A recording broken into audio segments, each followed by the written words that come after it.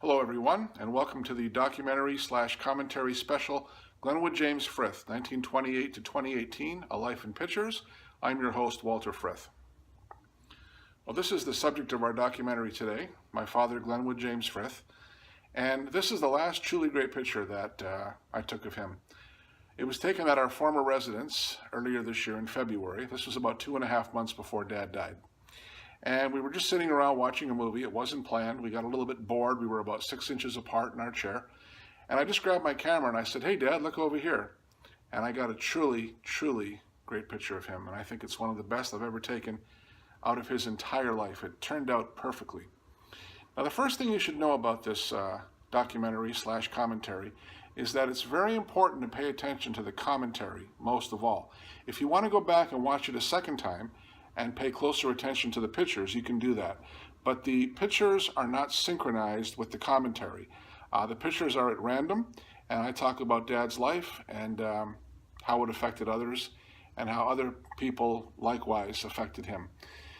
Now, for everybody who is my Facebook friend, if you see a picture throughout the documentary that you'd like to know more about, all you have to do is message me and I'll let you know more about it. But I hope you enjoy this presentation. Thank you very much.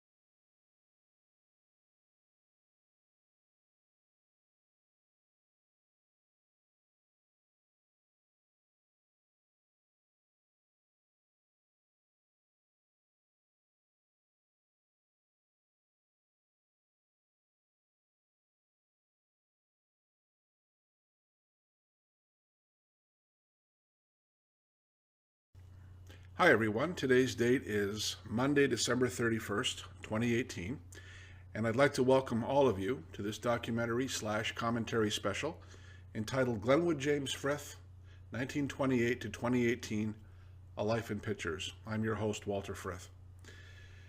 Glenwood James Frith, who I was proud to call and still am proud to call my father, was born on March the 26th, 1928 in Hamilton, Ontario. And he was the oldest of 6 children, born to Walter and Elizabeth Frith, my grandparents. Now, there's an interesting story. There's actually 3 interesting stories surrounding my father's origin. The first one is the story of my grandfather's first family. My grandfather, Walter Harold Frith, was married sometime between 1900 and 1908. And he had 3 children born between 1909 and 1913. And sadly, his first wife died in the swine flu pandemic that encircled the world in 1918. So that just shows you the absurdity of life, where the death of someone leads to the life of someone else, as my grandfather got remarried sometime during the 1920s and had my father in 1928. Now, the second interesting story is that my father's date of birth, according to him, was somewhat in dispute. Dad thinks he may have been born in 1927 and not 1928. Dad's best friend, who will be 92 next year, in 2019, do the math, he was actually born in 1927. They were in the same class together. And I guess back in those days, the city, the province, whoever, did not require kids to be registered right away after they were born. Because although my father was registered in 1928, according to what his mother believed, his father believed that he was actually born in 1927. So that is quite interesting, I must say. The third story is that my father was born prematurely. Dad weighed only 2 pounds when he was born.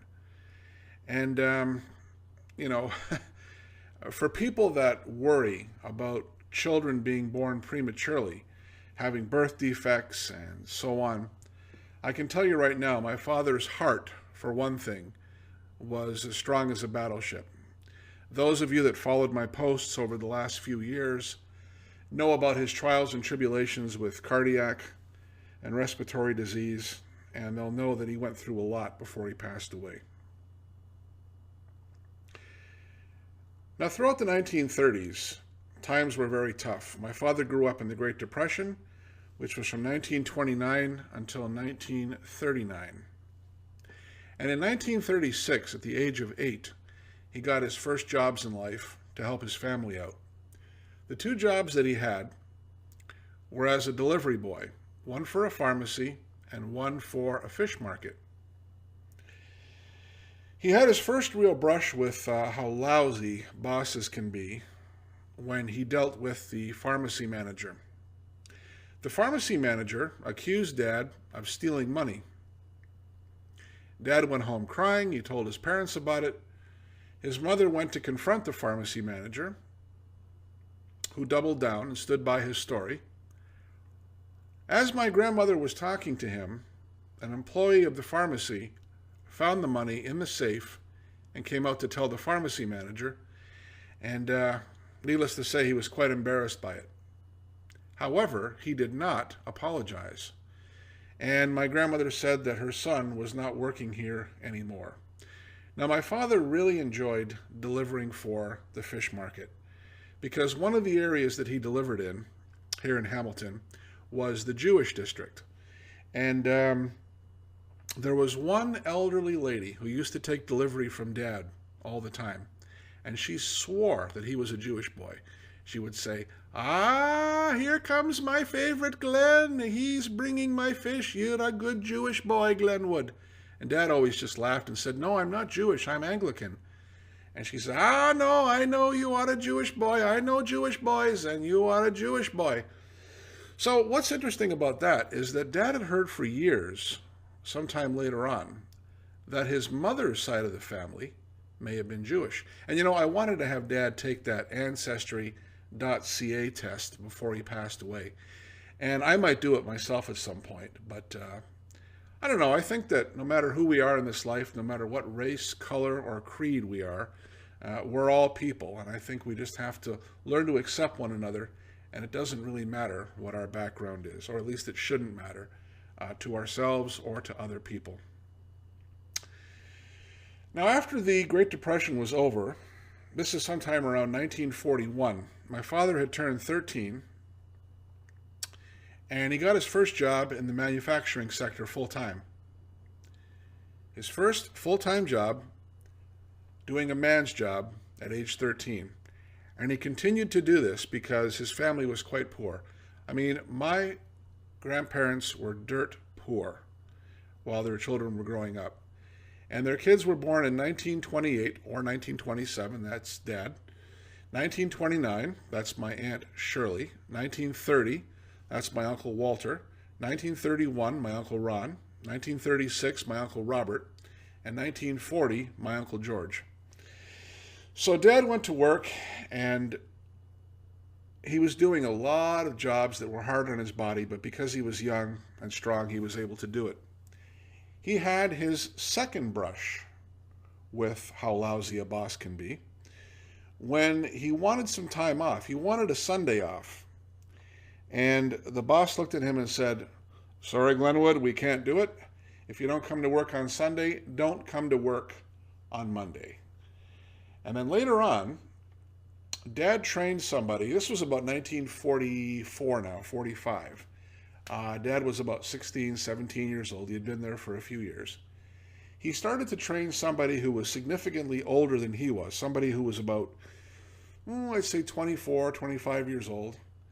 And then Dad found out that the manager was paying the trainee more money than Dad, who had been there for about 3 or 4 years. Needless to say, Dad quit on the spot. He tried to negotiate higher pay, but they wouldn't go for it, and he walked away.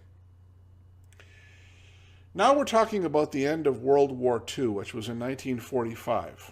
That's the year that my father turned 17, and he had his first real tragedy in life.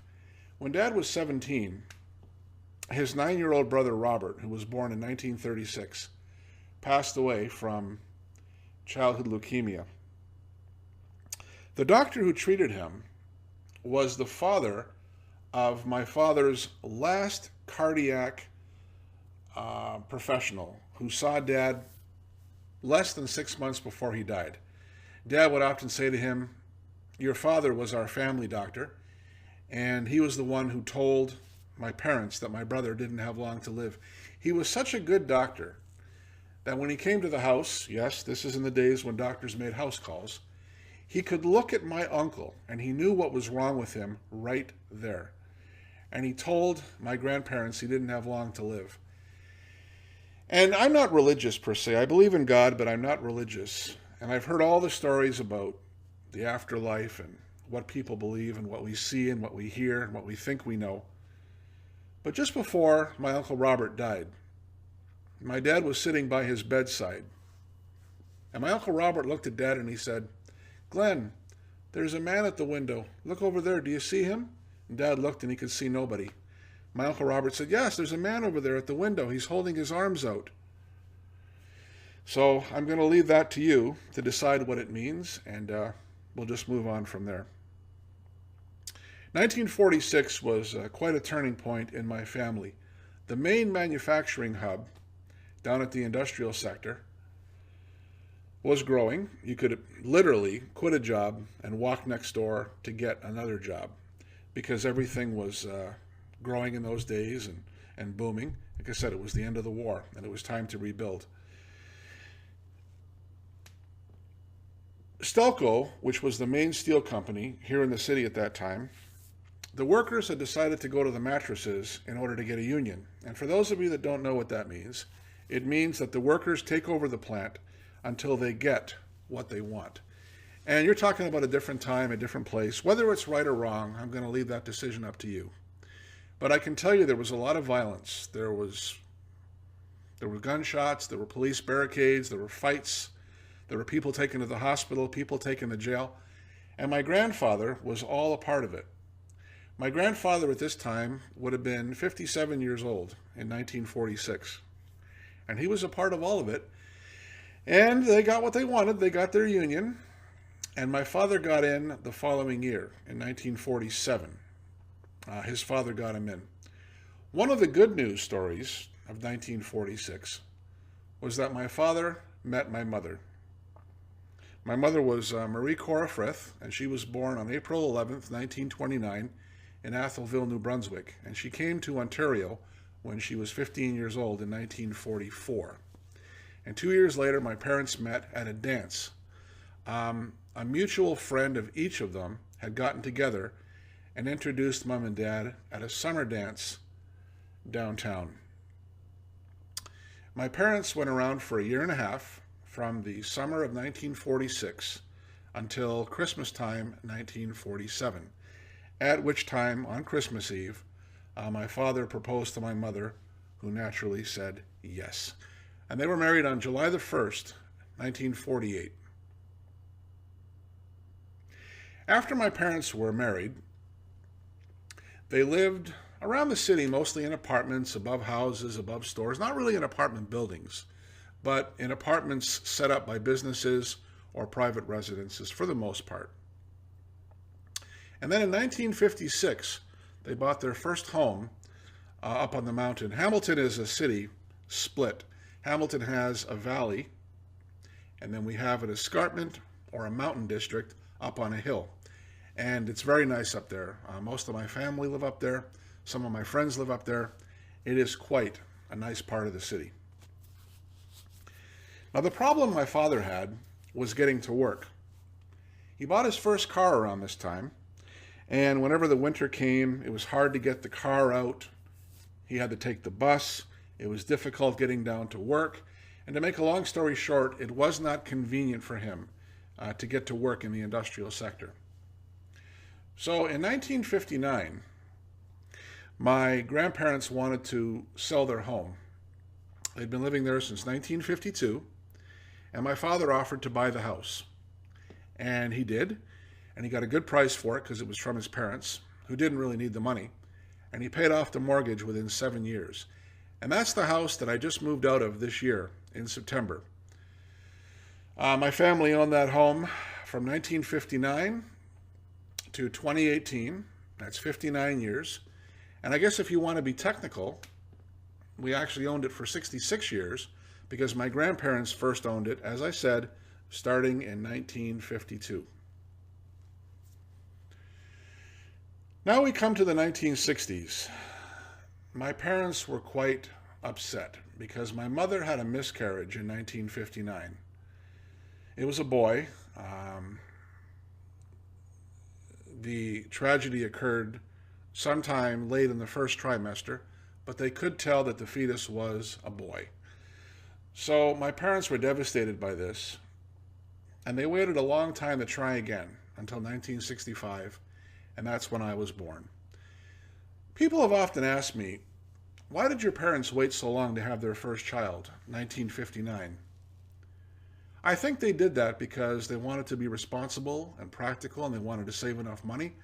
My father was the only breadwinner at the time, and they wanted to make sure they could raise a child properly, that they would have enough money for their mortgage, for their bills, for food, and for everything else. And as I said, my parents went along for quite a few years in the 1960s, and they worried a lot about whether or not they were going to have another child. Sometime around 1963, my father had his first bout of pneumonia, and he almost died. He was only 35 years old. Not only did he have pneumonia, he had double pneumonia, and he's lucky he survived.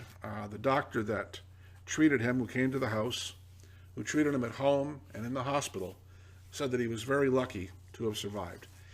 And this bout of pneumonia would come back 3 or 4 times in my father's life, including when he had his first heart attack, which I'll talk about a little later on. I was born in 1965 on December the 5th. It was a Sunday morning. I was born at 11:22 a.m., and the weather that day was cold and windy with a touch of rain. And as an only child, I always tried to help my parents with whatever they needed. And my father was so happy to have a son. And just as I was starting to grow up, starting to take my first steps, starting to talk and to walk in general, my father suffered a tragedy in his life in 1967 when his father died. My father had a very difficult time with life for about 20 years with various things that happened from about 1967 to 1987. My grandfather and his wife lived with their son, my Uncle Walter. They went to bed one night, my grandmother and my uncle. They retired to their separate rooms, and my grandfather decided to stay up. The next morning, when they got up, he was still sitting in the chair with a glazed look on his face, and they realized, obviously, that something was wrong. They called for help. The ambulance came, took him. He had suffered a stroke. The sad thing is they don't know when he suffered the stroke. They don't know if it was 10 minutes after they went to bed, an hour, 3 hours, whenever. But at some point after they went to bed, he suffered a stroke. Now, things were looking good. He never lost any sensation. He never had any paralysis. He was feeling good. He was sitting up in bed. A day or two later, my father went to see him. My father was the last person to see him alive. And he said to my father, "Oh, Glenn, I'm feeling much better. We're all going to go up to the cottage this weekend. We're going to have a great time. We're going to barbecue. We're going to fish. We're going to hike. We're going to do all kinds of great stuff. I promise you, I'll be out of here in time to go to the cottage this weekend." No one knows what happened, but the next morning my father got a call. My grandfather had a second stroke, and this one took his life at the age of 77. And everybody was devastated because they had all heard that he was on the mend. And again, the absurdity of life it takes a very strange turn, and he passed away. That brings us now to 1968. There were two big deaths in the family that year. My Aunt Shirley passed away at age 39. That was Dad's sister. She died of breast cancer. And his mother-in-law passed away. My mother's mother, my grandma Alice. She was only 58, and she passed away from leukemia. So two deaths in the same year at a relatively young age. And my father turned his back on a lot of things after that. My father became less interested with sports, with movies, with TV, with social occasions and things like that. Although he did still enjoy doing things with the guys in the union. My father still went to the union meetings, and they went bowling, and they played hockey and baseball and so many other things. And Dad really enjoyed doing that. He always treated my mother well. He never let his anger show or took his anger out on her or me. My father was a decent guy. My father was a very decent guy. And he was, I can't say enough about him. I mean, he passed away this year, which I'll get to later on, of course. But I think about my dad every day, and how much I wish many more people were like him. Now, my dad had 3 labor disruptions when he worked at Stelco.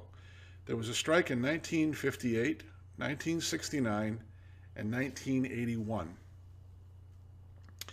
And my dad had to picket, and he had to receive strike pay. My mother had to go back to work part-time to earn some money, and she had to leave me with her sister and with other babysitters while they fought their way through this. And in 1972, Dad's mother passed away. My grandma Elizabeth, she passed away at the age of 67 from cardiac arrest while battling stomach cancer.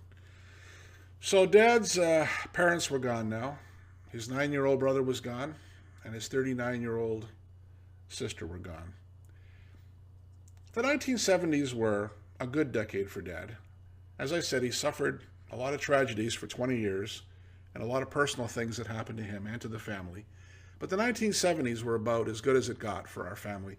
We went up every summer at the cottage we had up there, and we enjoyed our time up there. Then my parents took me to Florida in 1976, 1977, and 1978. The first 2 years we stayed on the Gulf side around Clearwater and Largo, Florida, and our third year in 1978 we stayed on the ocean side near Daytona Beach, and it was really something. It was one of the first great vacations I took as a kid, and I had a lot of fun. I got to see Disney World in the first 5 years that it was open, and thoroughly enjoyed that. Then in 1982, my father's third sibling passed away, my Uncle Walter. He died at age 52 from bladder cancer. But the year before that, my father suffered a devastating injury at work. And I know it had to happen 2 years before he retired. Dad retired in 1983. He worked from 1947 to 1982.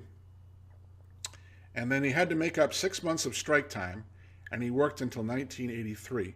But in 1981, Dad was working one day, and some equipment he was working with in his hands broke, and he fell, and he slid across the floor several feet, and he had a very serious back injury. He very well could have ended up paralyzed, actually. And he had to go through extensive physiotherapy. No surgery, I'm pleased to report, but extensive physiotherapy. The disc seemed to set itself back into place.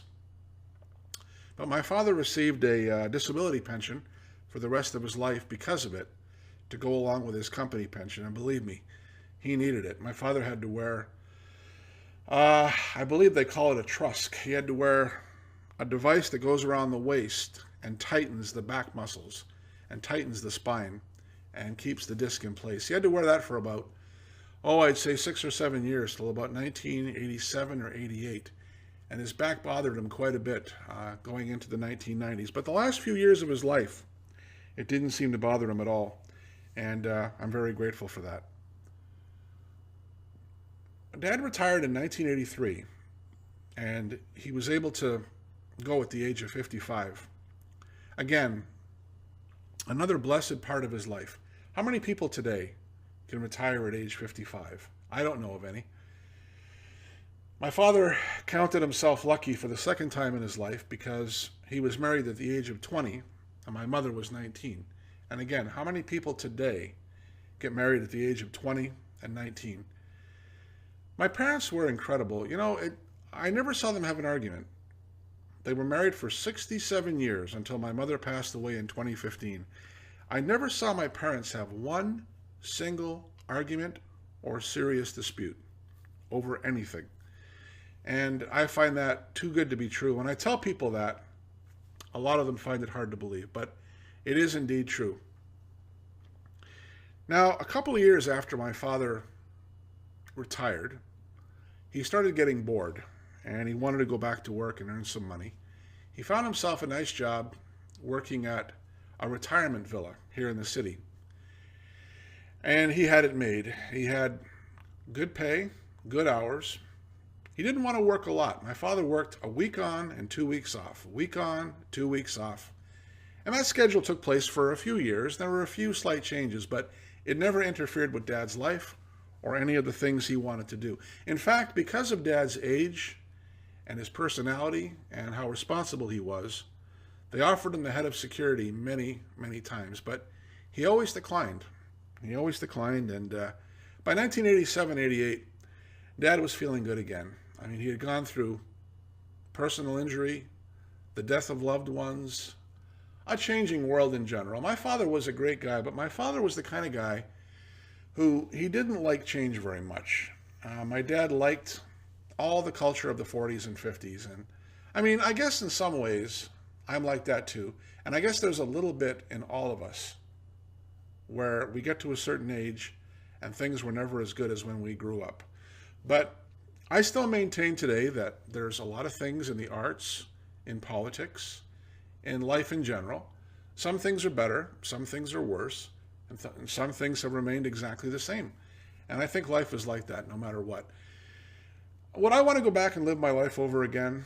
I don't think so, because no matter how much we think we would like to do our lives over again, we have no guarantee that it's going to turn out better. Some people have said, if you had a time machine, would you go back and be a 52-year-old man, say in 1970, 1980? Would you want to travel back in time? The answer is no, because for all of the things that were better in the past, we have things today like technology, medical advances, which are the most important, that are going to help our lives in the future. Now, I just turned 53 earlier this month, and I'm optimistic. I mean, diabetes is rampant in my family. My father had it, my grandmother had it. Many members of my family have got it. I'm optimistic that we can find a cure for diabetes because I've had it for 30 years. I've managed it. I'm doing very well with insulin, with medication. And I've seen more advances in the field of diabetes than I have in cancer, multiple sclerosis, or Alzheimer's. Alzheimer's is something that my mother died from in 2015. Now, the 1990s, my father and I started going to the United States a lot more. We traveled to places like New York City, Washington, D.C., Gettysburg, Pennsylvania, Cleveland, Ohio. We traveled to the mid-Atlantic region in the areas around Washington, D.C., places like Baltimore. And then at the end of the 1990s, my father and I took a big trip out west.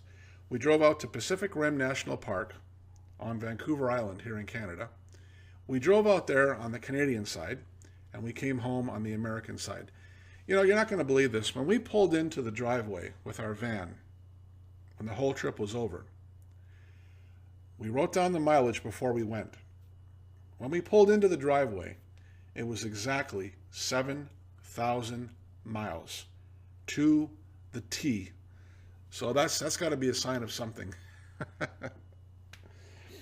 Now we approach the third millennium, the 21st century.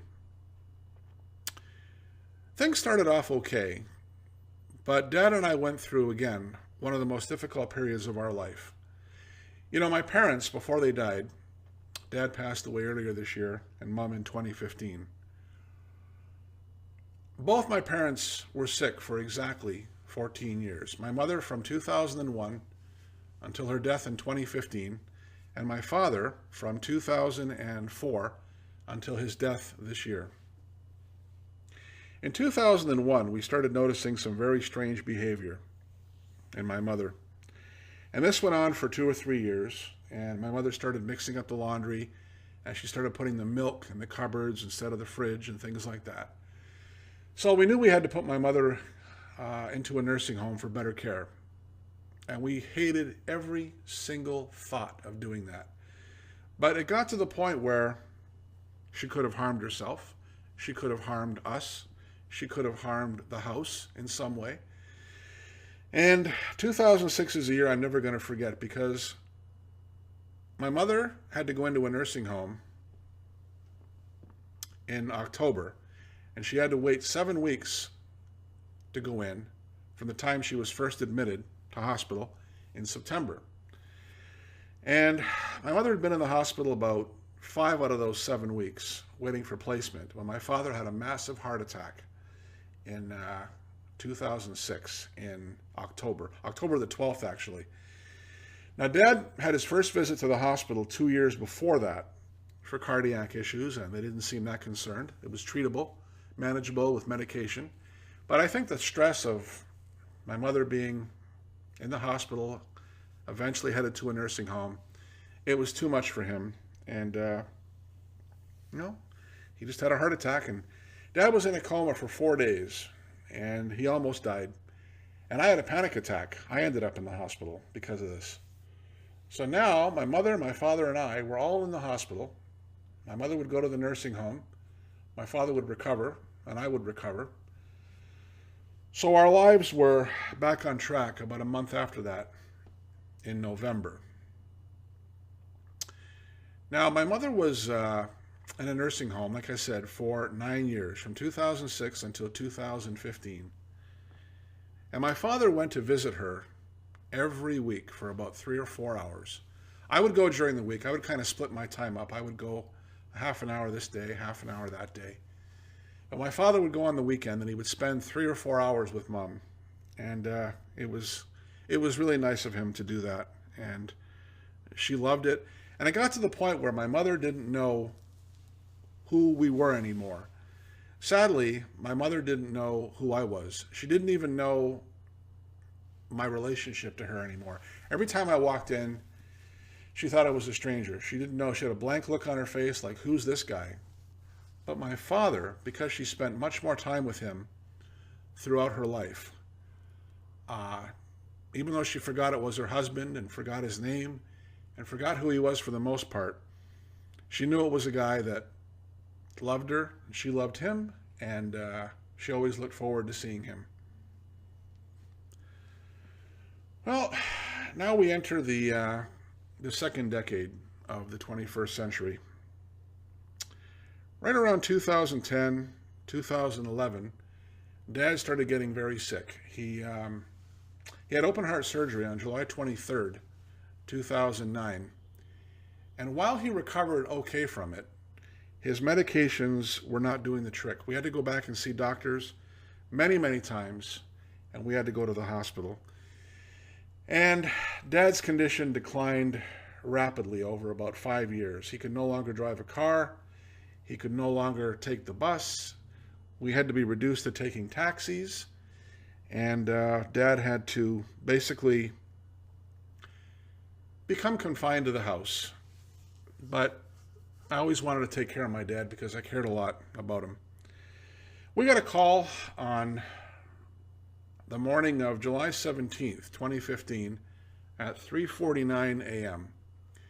And my mother had passed away. It was a Friday morning, and Dad heard the phone, and he got up with me. And the two of us went down to the nursing home about 4:30. And we looked at Mom one last time, and we made arrangements for her. And my dad handled my mother's death with incredible dignity. They had just celebrated their 67th wedding anniversary on July 1st, and Mom passed away on the 17th. But after my mother passed away, I could see that my father was quite upset about it, and he never really got over it. And I'm sad to say that his condition declined even further until his own death on May the 6th, 2018, this year. Dad died on a Sunday morning. I got the call about 7:25 a.m. And Dad passed away sometime during the night in his sleep, they figure. They figured he passed away sometime between 5:30 a.m. and 7 in the morning because I got the call at 7:25. And after I had Dad cremated, Dad and I had Mom's remains in the house for almost 3 years. I didn't know what I wanted to do at that time, so I stored their remains away securely, and I waited for about a month, and it just felt right at that time to have their remains taken to the cemetery and interred at the same time, with the people closest to us being there. And we had a very nice time. Everyone smiled and hugged each other, and we shared stories about Dad and Mom. And we went out for fish and chip dinner after that as part of the wake. And here I am in December, a little over 7 months after Dad's gone. And as I said, I think about him every single day. And, in my lifetime, I never had a good job. I never had good pay. I never found a really solid job. It was very difficult finding work. Good jobs are hard to come by these days. Never really found true love with the opposite sex on a mutual basis, but that's okay. Because one of the things I was very proud of in my life was taking 14 years of my life, from 2004 to 2018, and looking after my dad. I took him to all his medical appointments. I was there for all his surgeries. In the final years, I had to bathe him, give him his medication when his eyesight started to fail. I did all the things I could for him that a senior citizen needs in general, and I have no regrets. I would go back and do it all over again if I had to, because my dad was a truly great guy, and may he rest in peace. Well, thank you, everyone, for listening to this documentary commentary special, Glenwood James Frith, 1928 to 2018, A Life in Pictures. I'm your host, Walter Frith, signing off and wishing you all much love.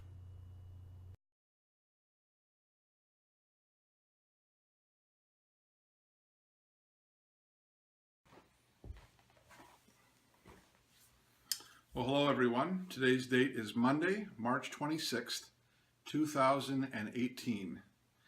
And I'm here today to give thanks and to pay respects to my father, Glenwood James Frith, who turns 90 today. Happy birthday, Dad. Oh, thank you very much, Walt. Excellent. Thank you very much. All I can think about right now is when he turned 80 back in 2008. And we got all dressed up that day. Remember, we put our jackets and ties on? We sure did. And we went to visit my mother at her nursing home. And then Dad and I went to the Mandarin. That's a Chinese buffet restaurant here in Southern Ontario, and we had a wonderful day. Well, it is not with regret that I say that we can no longer do those things, because as you can see, my father is alert. He's got all his marbles, but he is confined to the house now. And that's fine with us, because we've been living in this house since 1959. And when you live in a place like that for that long, it's no longer a house. It becomes a home. And for us to spend our day here talking, reminiscing, looking back on life, I can't think of a better place to do it. Can you? That's right, son. Well, right now, it's just after 12:30 in the morning. And I've been planning this for a long time, because at Dad's age, you never know what's going to happen. And Dad was in the hospital until just 2 days ago. He was discharged on Saturday afternoon about 1 o'clock. Now, this is crazy, because back in 2008, when he had his 80th birthday, he was discharged from the hospital 1 day before his 80th birthday. Do you remember that? I sure do. We have rotten luck. We have rotten luck. This past year, we had our Christmas and our New Year's ruined. He was brought home on Boxing Day from the hospital. And New Year's Eve, we had a blackout. And then the year before that, Dad was in the hospital for New Year's. He was home for Christmas, but he had so much fluid buildup that we enjoyed ourselves, but it could have been a lot better. Oh, yeah. And I felt really bad because we haven't got a chance to see our family for the last couple of years. We have a great family who'll have us up every year. And if any of them are watching this, we want to let you know that we want to see more of you. But at Dad's age now, it's hard for him to get out at Christmas with the walker and the snow and the ice. But our family keeps in touch, and we're very grateful for that. But we feel bad that we haven't seen you for the last 2 years. Now, Dad is the oldest of 6 children. Dad had 3 siblings pass away between 1945 and 1982 at ages 9, 39, and 52. And Dad's youngest brother died last year from liver cancer. He was 77 years old. I'm pleased to say that my father has 1 brother left, and he's a good guy. He'll be 87 years old in July. And he's coming to visit us this week to help us celebrate Dad's birthday. Now, tell us where you were born, Dad. Well, I was born March the 26th, 1928, in the Casa Maria. That's St. Joseph's Hospital. You know, what's funny about that is you told me last year that you could have been 90 last year, right? Yes. I know that sounds strange, but hear us out. My grandparents, Walter and Elizabeth, Dad's parents, my father says that his father told him he may have been born, he was pretty sure he was born, March the 26th, 1927, right? That's right. But your mother said 1928. Right. And you know, back in those days, they weren't as diligent about keeping records as they are now. That's true. A lot more laws have been passed for registration. And I was registered a few days after I was born. And, you know, things have really changed over the last 90 years, yes. haven't they? You sure have.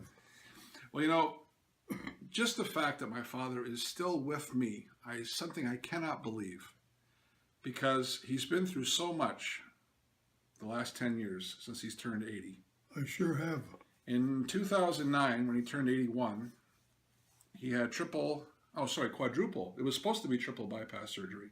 And when they got in there, they performed quadruple bypass surgery. And Dad's had water buildup on the lungs, and he's been to the hospital for a whole host of things. Water buildup on the lungs, as I just said. He's been in there for pneumonia. He's been in there for a couple of minor falls. He's been in there for, I'd say between 2008 and now, we've been to the hospital at least 20 times. Oh, Maybe 25 times. And since 2006, when he had a major heart attack and almost died, they were able to perform angioplasty on him. And they saved his life. You factor in those extra 2 years, yeah. and you've been to the hospital a lot, Yeah. a lot. Well, Dad, I know that we paid tribute to you and your life, and we've been thankful for a lot of things. But sit back for a minute and tell the folks, is there anything you want to say as your last remarks on this wonderful day? Well, one thing I do have to say is I always had a good mother and father, but above all, I've got the best son in the world, Well, thanks and a lot. that's Walter here. Well, thanks a lot. Now, give me less than 10 seconds. I will be right back.